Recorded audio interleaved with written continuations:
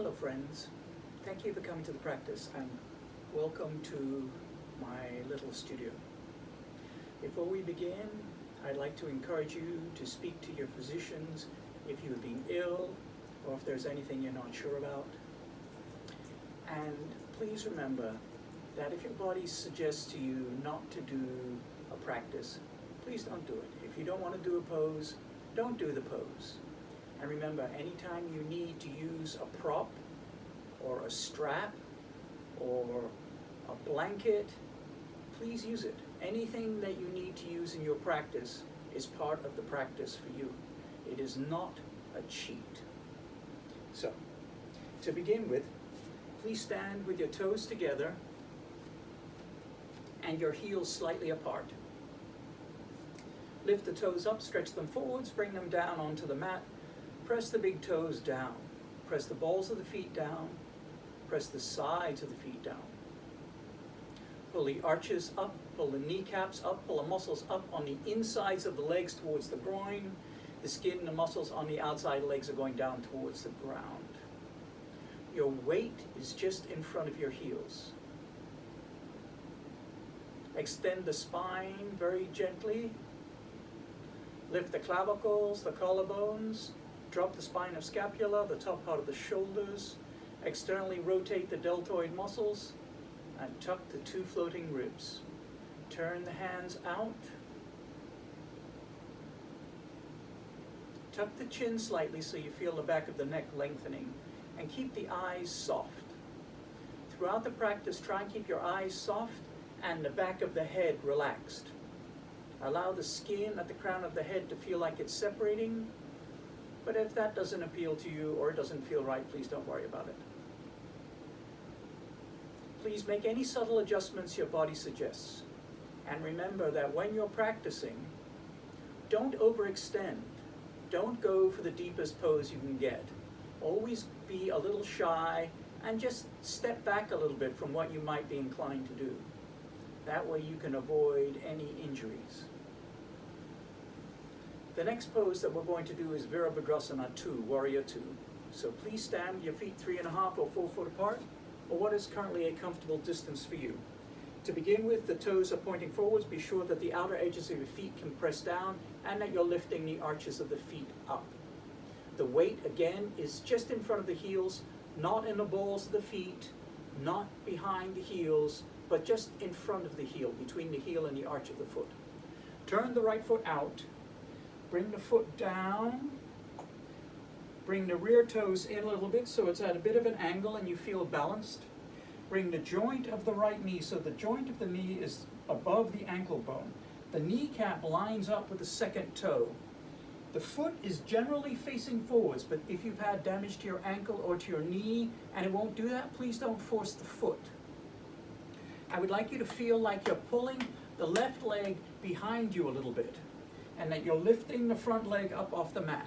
Put your hands on your hips for just a moment and notice that the hips are generally straight up and down.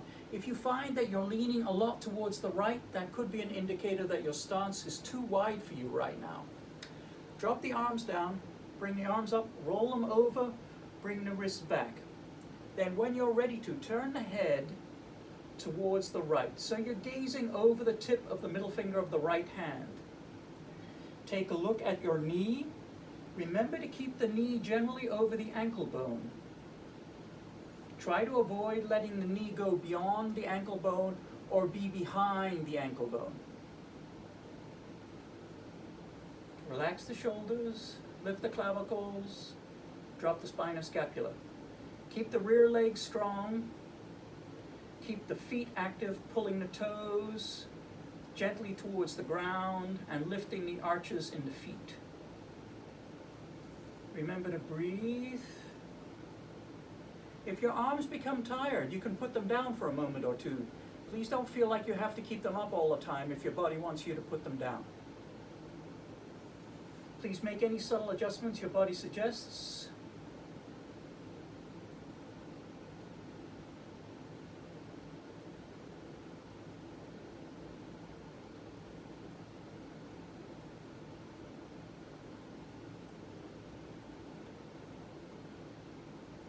Now straighten the front leg, feet face the front.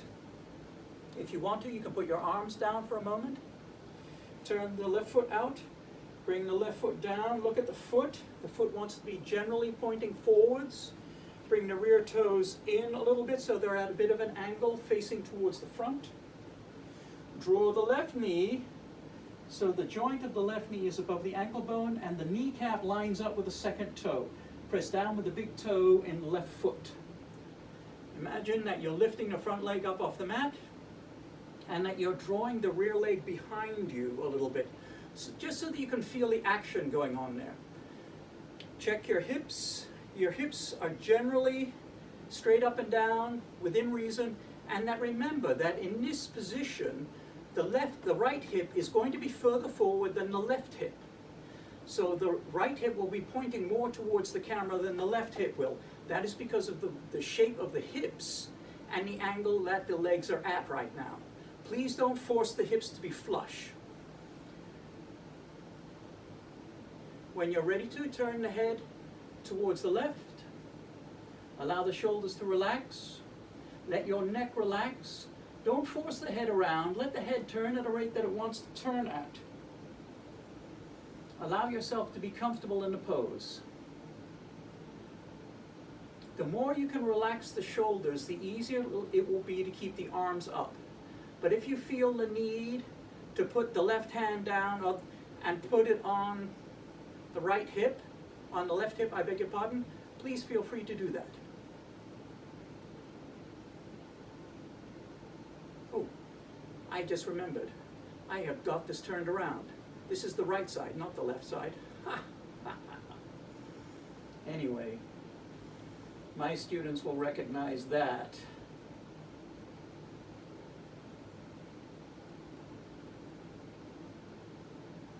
Relax the hips.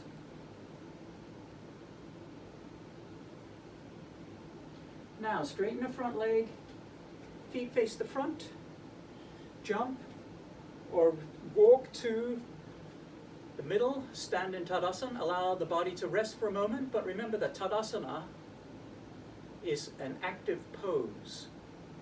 So even though you're standing with action.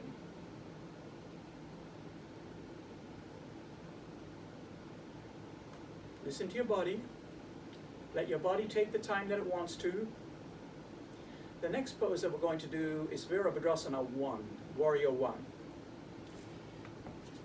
Now to practice this pose, I teach this in a non-traditional way, or at least as far as the school that I come from is non-traditional. Stand with the feet hip-width apart, then step back with the left foot. Check the hips. The hips are generally facing forwards. The joint of the knee is above the ankle bone. The kneecap lines up with the second toe. The reason why I like to step back into this pose is it's a lot easier on the hips. You're a lot less likely to pull your hips by stepping back. Also, when you step back, you'll step back at a distance that your hips are comfortable with, that the sinews are comfortable with. If you go into this pose a different way, more chances of actually pulling a muscle in the hip or pulling a sinew in the hip.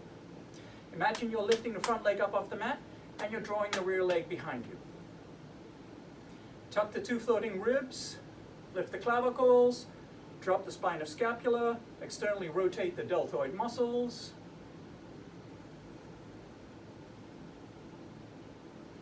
Now bring the arms up. You can have the arms like so, or you can have the arms like you're catching a big beach ball, or you can put the hands together. If you put the hands together, I want the arms to touch the ears, and I would like you to relax the shoulders down reasonably so, but only you can tell if they're actually relaxing. So listen to your body. So you can be like this with the arms touching the ears and the hands together.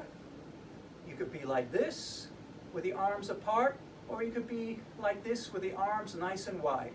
Please choose a position which works for you now, not what worked for you yesterday or what might work for you tomorrow. Please be mindful of the hips. And when you're ready to come out of this pose, please step forwards out of the pose, rather than stepping back with the right foot. Listen to your body. Be aware of what's going on with your hips.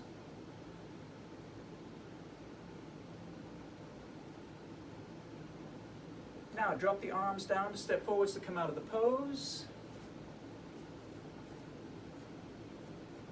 Regain your equilibrium, then step back with the other foot.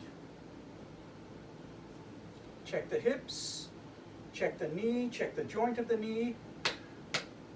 Draw the rear leg towards the midline of the body. Imagine you're lifting the front leg up off the mat. And bring the arms up, hold a nice large beach ball. Tuck the 2 floating ribs. Lift the clavicles, drop the spine of scapula. Relax the face. How is your lower back? Does your lower back feel tight? If the lower back feels tight, draw the front foot back just a little bit. So that will allow the lower back to relax a little. And you'll actually find that if you let the muscles relax a little bit, you'll be able to get deeper into the pose. You'll find more satisfaction from the pose than if you are standing, if you take your muscles right to the edge.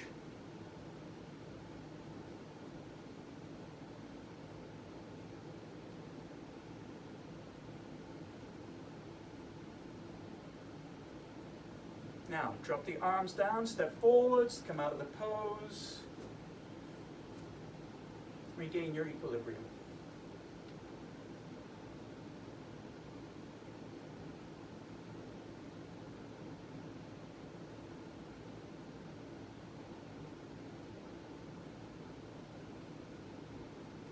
The next pose, excuse me, the next pose I would like to do is Vriksasana, the tree pose. Please remember, when you're practicing the tree pose, that no part of the foot touches the knee. The toes can be on the floor and the heel can be on the ankle. The foot can be entirely on the calf, or the foot could be entirely on the thigh, with the toes not touching the knee. Please remember too, that the foot presses firmly into the leg and the leg presses back against the foot. That will help to keep you stabilized, and it will also help with your hips. You don't want to have the foot that's pressing into the leg push the standing leg out a lot. So you want to make sure that you have that action going on. Also, the big toe in the standing leg is very important, so please make sure that you engage the big toe. And finally, when you practice this pose, if you want to have a hand for the wall or a hand on the chair, please do that. That's the best way to develop your balance. If your balance is off on one side, use a chair, use the wall, use something that will let you feel stable. Put your hand on top of a cabinet or something like that. But please make sure that it's not on something that can easily move. So, to begin with, please put your awareness into the left foot. Press down with the big toe and draw the right leg up and put it into a position that works for you. Either toes on the floor, heel on the ankle, or foot entirely on the calf, or foot entirely on the thigh, with the heel up near the groin. Oops. And please keep in mind that there will be days when you'll have better balance than other days. That is the way that it is. Some days you have better balance, some days you don't. Especially if you have allergies or something like that, or you had a long night. Please allow your body to react the way that it wants to. Don't force it. Bring the arms up, hold a nice large beach ball. Tuck the 2 floating ribs, lift the clavicles, drop the spine of scapula. Boy, my balance is off today.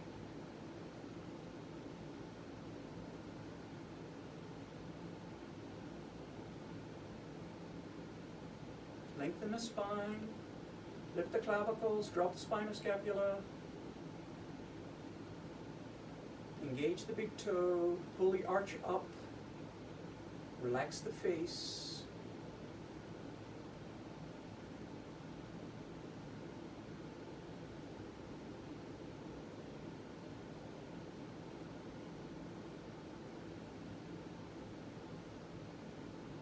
Now undo the bind. Regain your equilibrium. Then please do the other side. Please remember that if you feel like you want to have a wall to put your hand on or a chair to rest your hand on so you have better balance, please do that. Engage the big toe in the left foot. Select where you want to have your foot, but do not put the foot or any part of the foot on the knee. You could blow your knee out that way.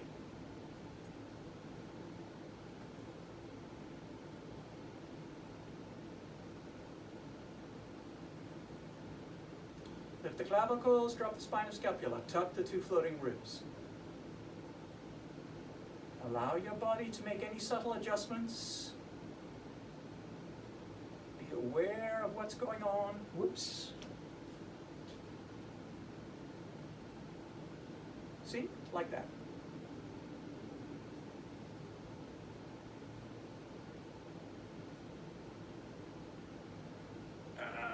And down. Return to Tadasana. The next pose that I would like to do is called Utthita Trikonasana, the triangle pose.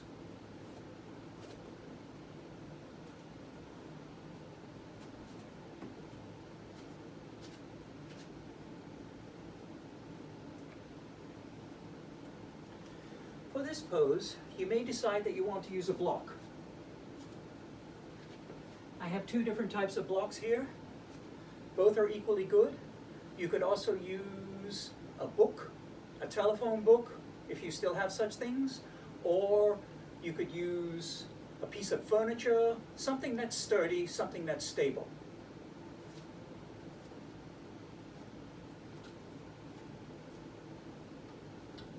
Have a block at one end and a block at the other end, or if you just have one, you could just switch if you want to use them. Stand in Tadasana, the mountain pose.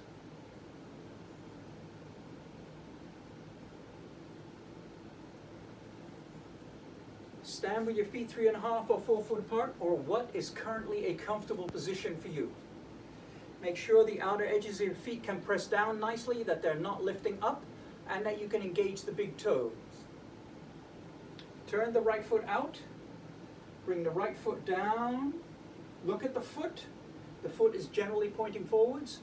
Bring the rear toes in a little bit.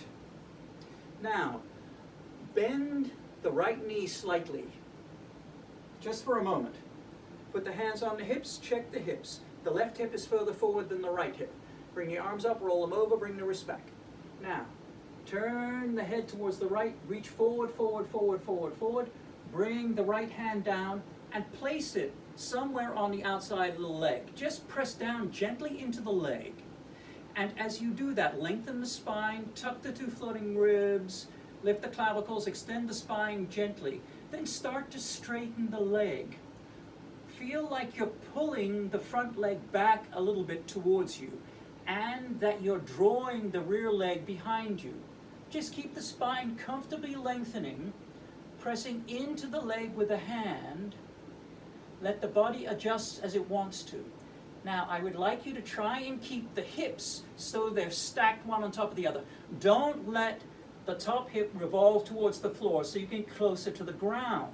That's not the object. You're not trying to get your hand to the ground. You're trying to get the best possible stretch that you can from this pose. Keep the up arm aligned with the shoulder or lower than the shoulder. Don't let it go beyond the shoulder. Pressing into the leg, lengthen the spine. Listen to your body. Don't overdo it. Keep the hips opening, keep the hips stacked, keep the big toes engaged and the arches of the feet pulling upwards. Listen to your body.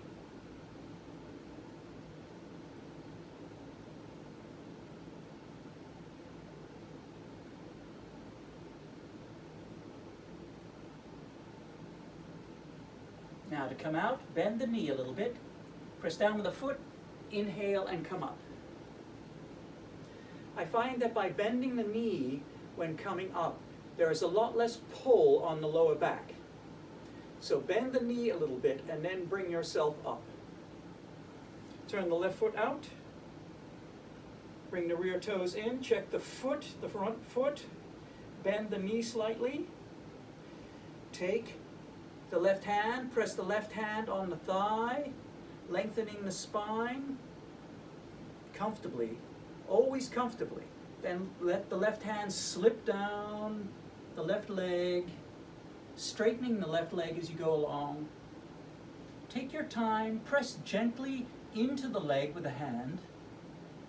That'll help to engage some of the muscles. Listen to your body. Allow the hips to open. Now the right hip is stacked on top of the left hip. The right arm lines up with the shoulder, doesn't go beyond it. You can have it below if you want, or even take the hand and put it on the small of the back with a palm pressing into the back. Some people really like that. So if you feel like trying that, go ahead and try that, providing you're feeling stable. And in terms of looking, look wherever you feel most comfortable. Eventually, you'll probably end up turning your head so you can see the corner of the up arm or the corner of the thumb with the corner of the eye, the right eye. Listen to your body.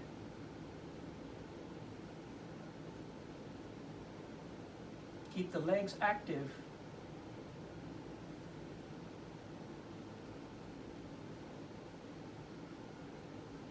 Now, bend the knee a little bit. Press down with the foot. Inhale and come up.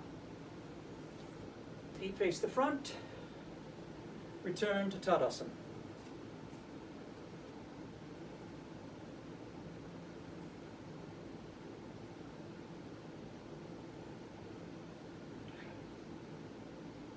The next pose I want to do, and it'll be the final one before we do Shavasana, is Parsivottanasana. Please stand with the feet hip width apart. Step back with the left leg. For the time being, keep the knee over the ankle. Your hands can be like this. They can be like this,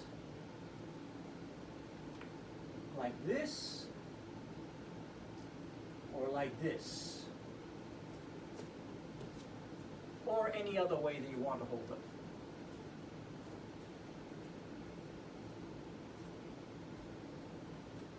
I'll do it on this. So step back. The knee is bent to begin with. Put the hands behind you. They can either be pointing downwards or pointing upwards. If you have them pointing upwards, I would like your shoulders to be opening and the entire hand touching, not part of the hand touching or just the thumb or fingers. Or you could hold on to your elbows, whichever you like. Please remember, if you're holding on to the elbows, that you, when we do the other side, that you switch which arm is on the bottom.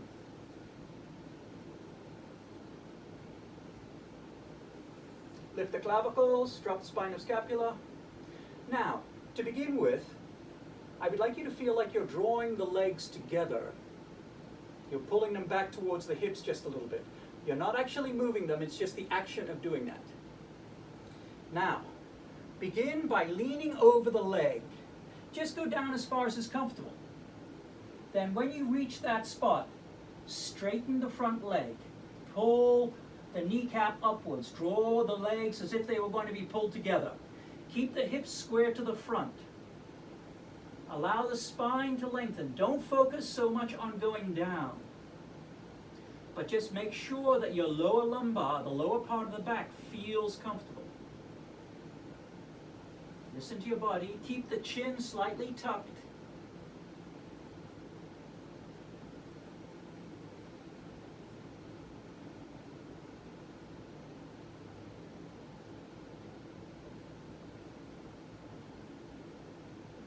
Try and keep the hips square. Now, bend the right knee, press down with a foot, inhale and come up. Step forwards to come out of the bind. Regain your equilibrium. Now step back with the right foot. The hips are generally square to the front. Hips feel comfortable. The knee is generally over the ankle. It's just for a moment. Make sure that the big toe presses down. Choose the hand position that worked for you last time. If it didn't work, do a different one. Lift the clavicles, the collarbones, lift them up. Drop the top part of the shoulders down the back. Try and keep the shoulder blades gently pressing into the back. And forward fold over the leg till you feel that you've gone down far enough. Then start to straighten the front leg. Listen to your body.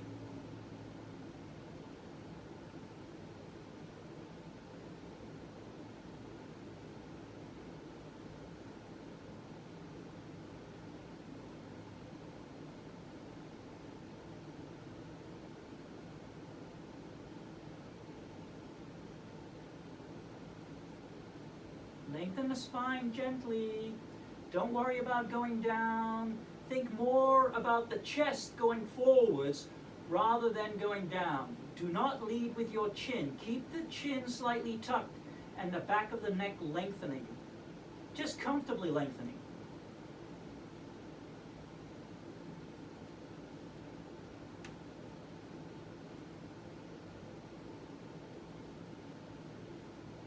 Now bend the knee, press down with the foot, inhale and come up.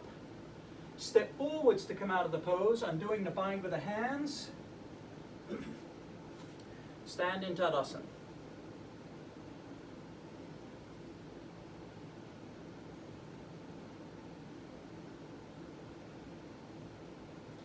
The next pose that we're going to do is Shavasana, the corpse pose. So please lay down on your mat.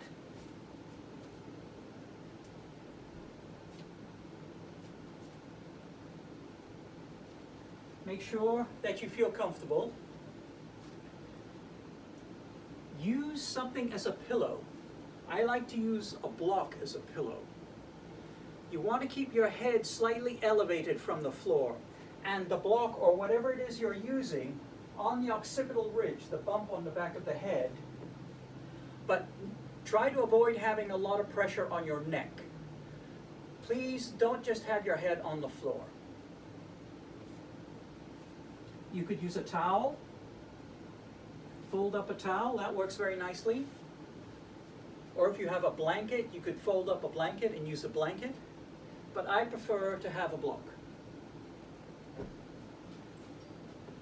So lay down.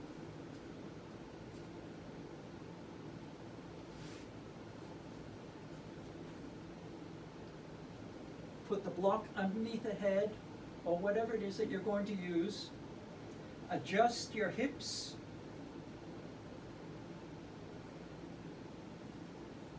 Turn the palms upwards so they're facing the ceiling. Relax the shoulders. Relax the face. Relax the hips.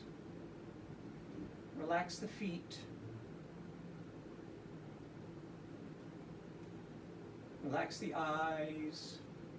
Close the eyes. If you're wearing spectacles, take the spectacles off, providing that doesn't feel uncomfortable to you. Relax the face. Allow the eyes to roll clockwise several times. And then let them go anti-clockwise or widdershins several times.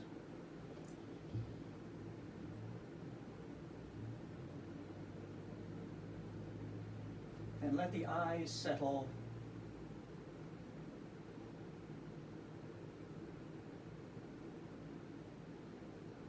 Let the eyes sink into the head.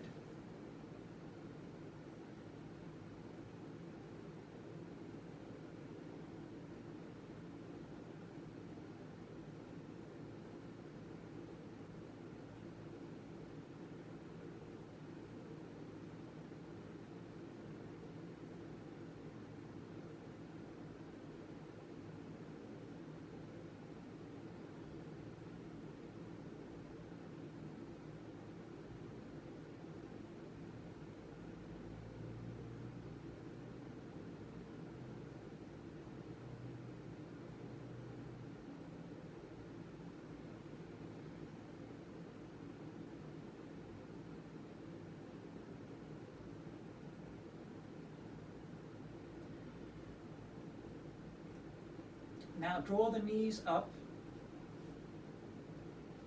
Roll over onto the right-hand side. Press down with the elbow and the opposite hand and bring yourself up. Then take your block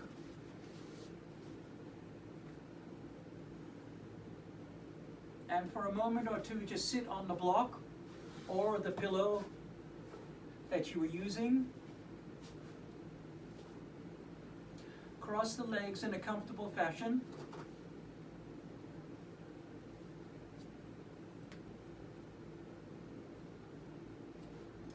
If you find sitting on the floor difficult, please do sit on a block, something that will elevate your hips.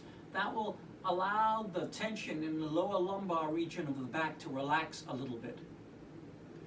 Place your hands on your knees, or you could have your hands together in front of you, lengthening the back of the neck. Look towards the ground. Close the eyes if you like, or you may keep them open. And become aware of your breathing. Simply watch the breath going in and down and up and out. You don't have to do anything else, but just watch the breath. Don't interfere with the breath. Don't try and get the breath to do anything. Just watch the breath going in and watch the breath going out.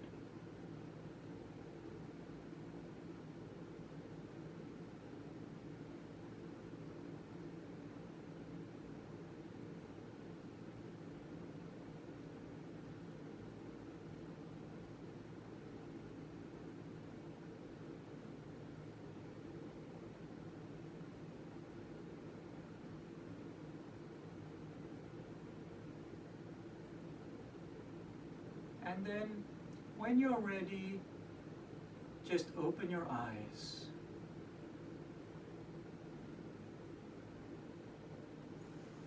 Thank you for coming to my studio.